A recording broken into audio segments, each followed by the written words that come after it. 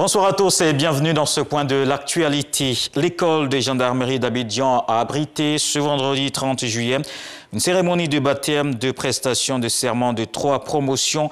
Il s'agit de la 45e du cours d'application des officiers de gendarmerie, la 59e des écoles des élèves sous-officiers de 2e année et la 60e promotion des élèves sous-officiers de 1re année.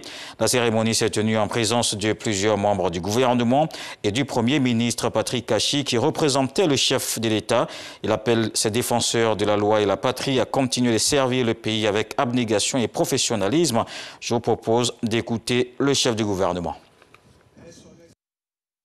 Ce n'est pas un métier comme les autres.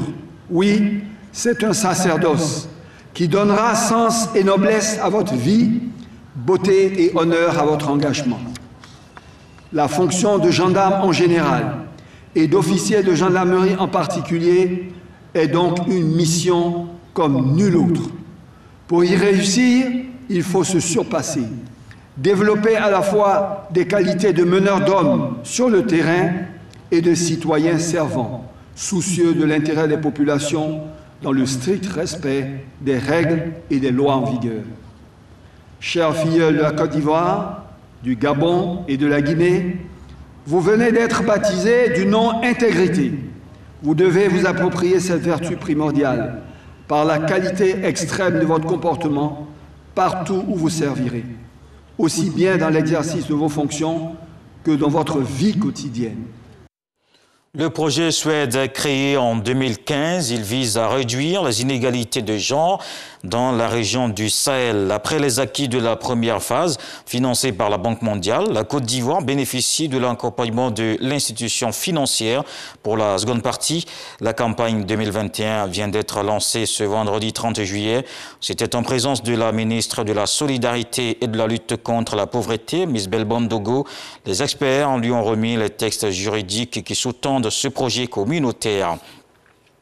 Décollage réussi pour 2 fusées ivoiriennes aux Jeux Olympiques. Muriel Aouré et Talou Marie-Josée sont qualifiées pour les demi-finales aux 100 mètres dames. Les sprinteuses ivoiriennes ont fait respectivement 11-16 et 10-78.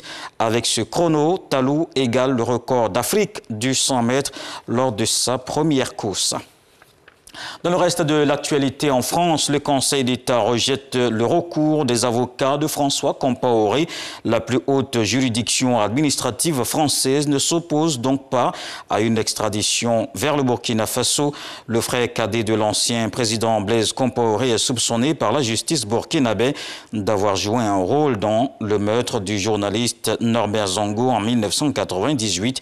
Selon l'avis du Conseil d'État, la vie de François Compaoré n'est pas menacé au Burkina Faso. En Angola, pour terminer, accusée de corruption, Isabel dos Santos va devoir restituer plus de 400 millions d'euros d'actions à la compagnie pétrolière angolaise Sonangol. La décision de justice évoque des transactions kleptocratiques grâce auxquelles elle et son époux se sont personnellement enrichis avec des biens de l'État angolais. Une décision contestée par la défense qui parle d'insuffisance de preuves. Un nouveau revers pour l'une des femmes les plus riches d'Afrique et fille de l'ancien président angolais José Eduardo dos Santos. Voilà pour les phases d'information. Je vous donne rendez-vous à 20 h pour la grande édition. L'actualité se poursuit avec les infos régionales.